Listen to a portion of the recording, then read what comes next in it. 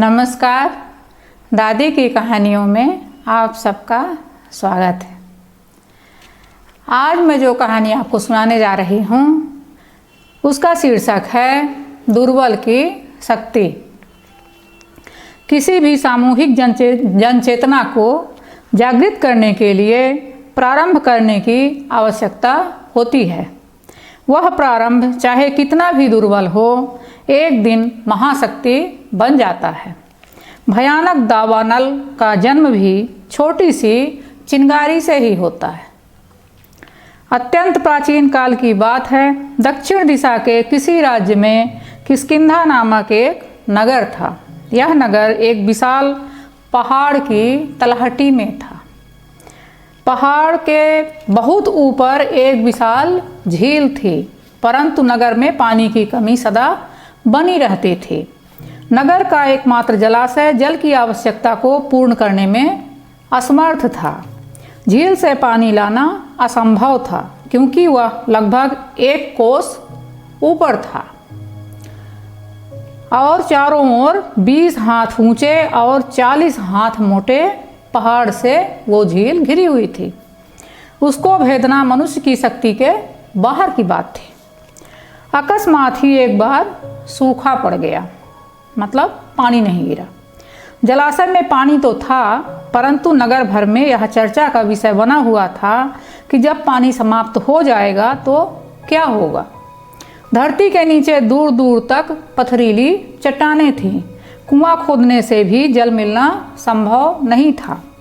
एक दिन लोगों ने देखा कि एक क्षीणकाय वृद्ध हाथ में खंता, मतलब पहाड़ खोदने का फावड़े नुमा अस्त्र लिए पहाड़ की ओर जा रहा है।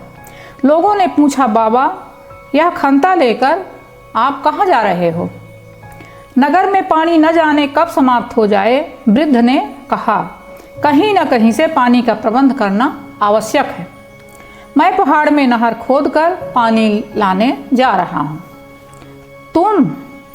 यत्र तत्र बैठे लोगों के पेट में हंसते हंसते बल पड़ गए। उन्होंने उनका उपहास उड़ाते हुए कहा, तुम नहर खोदोगे? क्यों? क्या मैं मनुष्य नहीं हूँ? जब भागीरथ मानसरोवर से गंगा नदी को खोदकर संपूर्ण आर्यावर्त के जल संकट को दूर कर सकते हैं, तो क्या मैं इस तुच्छ पहाड़ी से भी नहर नहीं खोद सकता?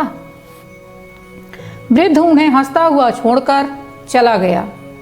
कुछ ही देर में यह बात नगर भर में फैल गई कि एक दुर्बल वृद्ध पहाड़ खोदने गया है।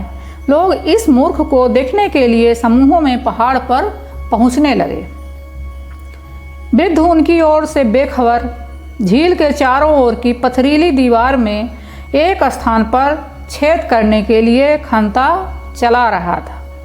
वह 1-1 इंच के पत्थर के टुकड़ों को काट काट कर निकाल रहा था।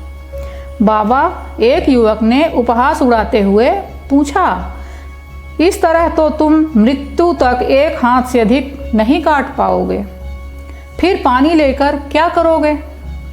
बेटा, वृद्ध ने पत्थर काटते हुए गंभीर स्वर में कहा, राजा सगर अपने 60,000 श्रमिकों के साथ मानसरोवर के जल का रुख मोड़ने के लिए चट्टानों को बांधते समय उनसे दबकर मर गए थे। उनके पौत्र भगीरथ ने तो कभी यह नहीं सोचा कि उनकी मृत्यु हो जाएगी तो वे जल का उपयोग नहीं कर सकेंगे। वे आज नहीं हैं, किंतु उनका श्रम आज भी सभी को तृप्त कर रहा है। युवक सकपका गया। अकस्मात ही उसकी विचारधारा परिवर्तित हो गई। उसने सोचा, श्रम के फल के बारे में सोचते हुए यदि हम श्रम ही न करें तो फल कैसे प्राप्त हो सकता है? इस कार्य को करते हुए यदि प्राण चले जाते हैं तो यश मिलेगा। सफलता तो निश्चित ही नहीं मिलेगी, परंतु कुछ लोग इसी प्रकार अपने प्राणों की आहुति इस कार्य के लिए देने लगे तो कुछ पीढ़ियों के पश्चात नगर का जल संकट दूर हो जाएगा। उसने घर से खंता मंगवाया, मतलब उस युवक ने भी घर से खंता मंगवाया और वृद्ध के साथ जुट गया। युवक शक्तिशाली था। छोटे छोटे ही सही पर पत्थर कटने लगे। सायंकाल तक पहाड़ 1 अंगुल गहराई तक 3 हाथ व्यास के वृत्त में कट चुका था। अगले दिन जब वृद्ध और युवक पुनः पहाड़ की ओर चले तो लोगों ने उन्हें फिर देखा। कुछ ने पुनः उपहास उड़ाना प्रारंभ किया, किंतु कुछ युवकों ने कहा, इन दोनों मिलकर एक दिन में 1 अंगुल मोटाई तक पहाड़ काट डाला। हम इनका साथ दें तो इस वर्ष ना सही 10-5 वर्षों के बाद ही सही पानी तक पहाड़ काट ही देंगे। इस झील में हिमालय का बर्फ पिघल कर आता है, इसका पानी कभी नहीं सूखता, नगर का जल संकट हमेशा के लिए दूर हो जाएगा। करीब 20 सिरफिरे युवक उनका साथ देने चले गए। उस दिन वह छेद आधा हाथ तक कट गया। अगले दिन इन सिरफिरों की संख्या 200 हो गई और पहाड़ 2 हाथ कट गया। तमाशा देखने वाली भीड़ में कानाफूसी होने लगी। 3 दिन में 2 हाथ तो 40 हाथ कटने में तो मात्र 2 ही महीने लगेंगे।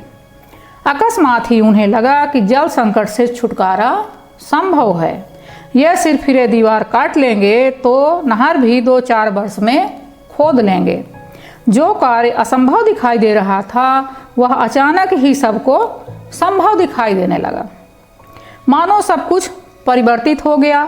20,000 की जनसंख्या वाले उस नगर के बच्चे, बूढ़े, युवा सभी वहाँ पहुँच गए। स्त्रियों ने पत्थर हटाने में उनकी सहायता करनी प्रारंभ कर दी। 2 महीने पश्चात ही 4 फीट चौड़ी 2 फीट गहरी नहर बन गई। उसमें झील का पानी बहने लगा। जलाशय तो भर ही गया, नगर के पास उपलब्ध हजारों एकड़ असिंचित भूमि में भी जल पहुंचने लगा। जहां कोई फसल नहीं होती थी वहां पानी के पहुंचने से, जल के पहुंचने से सोना बरसने लगा। लोगों ने उस दुर्बल वृद्ध के सम्मान में एक विशाल जनसभा बुलवाई। जब उसे सम्मानित किया गया तो उन्होंने कहा, आप लोग मेरा नहीं अपने सामूहिक श्रम का सम्मान करें। मेरा उद्देश्य तो आपको इस शक्ति से परिचित कराना मात्र था। अपने लिए तो सभी श्रम करते हैं, किंतु सामूहिक श्रम कोई नहीं करना चाहता, क्योंकि उससे कोई प्रत्यक्ष लाभ नहीं होता। किंतु सामूहिक श्रम के बिना सामूहिक समस्या का समाधान नहीं किया जा सकता। एक बड़े गुड़ का ढेला एक चींटी नहीं खींच सकती, तब वह समूह में आकर उसे ले जाती है। मैं तो यही तमाशा देखकर पहाड़ काटने चल पड़ा था। मैं जानता था कि मनुष्य चींटी नहीं है, उसे समझाना कठिन है। यही कारण है कि मैंने किसी से कुछ नहीं कहा।